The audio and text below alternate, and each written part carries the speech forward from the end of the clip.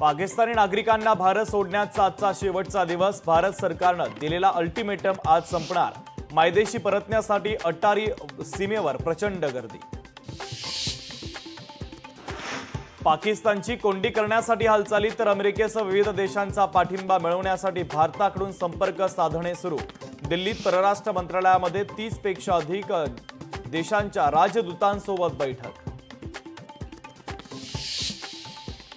पहलगामच्या हल्ल्यानंतर भारतीय सैन्याची दहशतवाद विरोधी मोहीम। आतापर्यंत 9 दहशतवाद्यांची घरं उद्ध्वस्त तर दहशतवाद्यांना मदत करणारे 446 पेक्षा अधिक जण ताब्यात।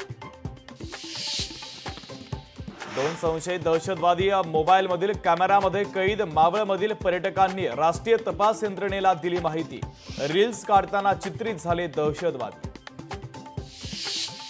महाराष्ट्रात आलेला एकही पाकिस्तानी बेपत्ता नाही। मुख्यमंत्री देवेंद्र फडणवीसांचं स्पष्टीकरण। संध्याकाळपर्यंत सर्व पाकिस्तानींना भारताबाहेर पाठवण्याची व्यवस्था सुरू असल्याची मुख्यमंत्र्यांनी दिली माहिती। प्रेम विवाह केल्याचा राग, वडिलांकडून मुलीवर अंधाधुंद गोळीबार। जळगावच्या चोपडा शहरातील धक्कादायक प्रकार। गोळीबारात मुलीचा जागीच मृत्यू तर जावई गंभीर जखमी।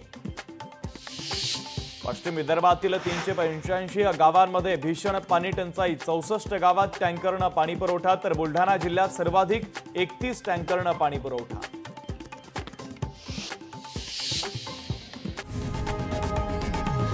लोकशाही मराठी ऐका, पहा, जागरूक रहा।